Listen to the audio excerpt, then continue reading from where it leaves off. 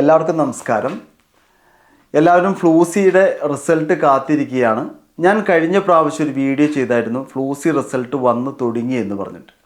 അപ്പോൾ പല ആളുകളും പറഞ്ഞു ഇവിടെ റിസൾട്ട് വന്നിട്ടില്ല ചേട്ടൻ, ഫ്ലൂസി ഇത് റീച്ച് കിട്ടാൻ വേണ്ടിയിട്ടാണ് വീഡിയോ ചെയ്തേക്കണേ എന്ന് പറഞ്ഞു.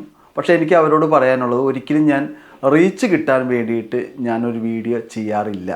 കാരണം നിങ്ങൾ എൻ്റെ വീഡിയോ തന്നെ ശ്രദ്ധിച്ചാൽ അറിയാം, ഞാൻ ചിലപ്പോൾ ആഴ്ചയിൽ ഒരെണ്ണം അല്ലെങ്കിൽ മാസത്തിൽ ഒരെണ്ണമൊക്കെയാണ് ഞാൻ ചെയ്യുന്നത്. അത്യാവശ്യ ഘട്ടങ്ങളിലാണ് ഞാൻ വീഡിയോ ചെയ്തുകൊണ്ടിരുന്നത്.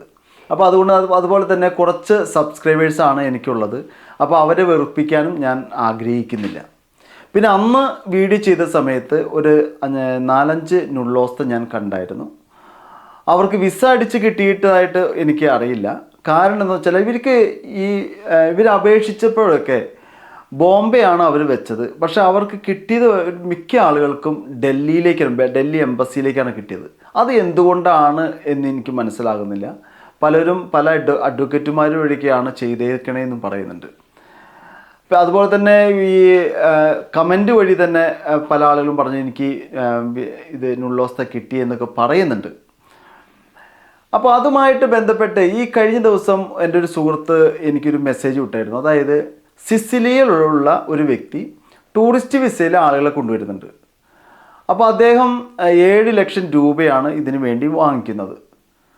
അപ്പോൾ അദ്ദേഹം വഴിയായിട്ട് ടൂറിസ്റ്റ് വിസയ്ക്ക് VFS വഴിയായിട്ട് പാസ്പോർട്ട് അയച്ചു കൊടുത്തു. പാസ്പോർട്ടിൽ വിസ അടിച്ചതായിട്ട് അതിൻ്റെ ഫോട്ടോ ഏജൻസിക്കാരൻ ഇവർക്ക് അയച്ചു കൊടുത്തു.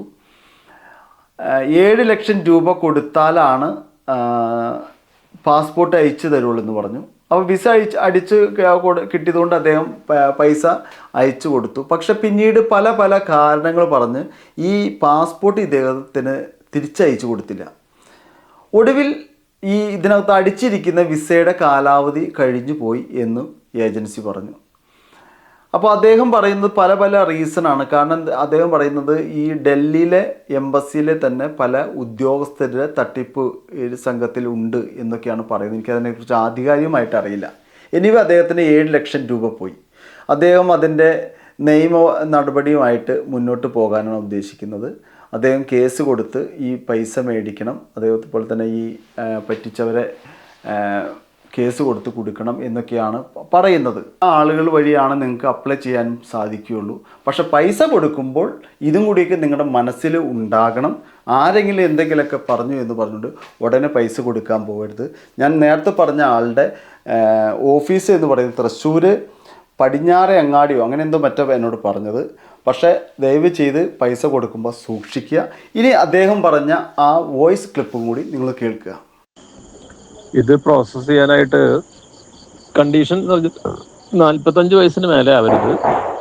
പിന്നെ ബയോഡാറ്റയിൽ അഗ്രികൾച്ചർ ജോബിൻ്റെ എക്സ്പീരിയൻസ് കാണിക്കണം. അത് വെരിഫിക്കേഷൻ ഒന്നും ഉണ്ടാവില്ല, പക്ഷേ എക്സ്പീരിയൻസ് വർക്ക് ചെയ്തതായിട്ട് ഒരു മിനിമം 2 കൊല്ലെങ്കിലും അഗ്രികൾച്ചർ ഫീൽഡിൽ വർക്ക് ചെയ്തതായിട്ട്, ഫാമിൽ എവിടെയെങ്കിലും എന്തെങ്കിലും വർക്ക് അല്ലെങ്കിൽ സ്വന്തം സ്ഥലത്ത് എന്തെങ്കിലും ഫാമിംഗ് വർക്കുകൾ ചെയ്തതായിട്ട് എക്സ്പീരിയൻസ് കാണിക്കുക. എക്സ്പീരിയൻസ് കാണിക്കുക എന്ന് പറഞ്ഞു കഴിഞ്ഞാൽ കൂടുതലും ഗൂഗിളിൽ ഡ്യൂട്ടീസ് അല്ലെങ്കിൽ duties and responsibilities of farm worker എന്നത് സെർച്ച് ചെയ്തിട്ട് അതിൽ കാണുന്ന പോയിന്റുകൾ ഒരു 60% പോയിന്റുകളും കോട്ട് ചെയ്തിട്ട് എക്സ്പീരിയൻസ് ബയോഡാറ്റ തയ്യാറാക്കണം. പിന്നെ പാസ്പോർട്ട് കോപ്പി, ആധാർ കാർഡിൻ്റെ കോപ്പി, ഫോട്ടോ, അങ്ങനെയുള്ള സാധനങ്ങളൊക്കെ. പിന്നെ കയ്യിലുള്ള എക്സ്പീരിയൻസ് സ്കൂൾ സർട്ടിഫിക്കറ്റുകൾ, +2 ഹയർ ക്വാളിഫിക്കേഷൻസ് ഉണ്ടെങ്കിൽ അത് കാണിക്കരുത്.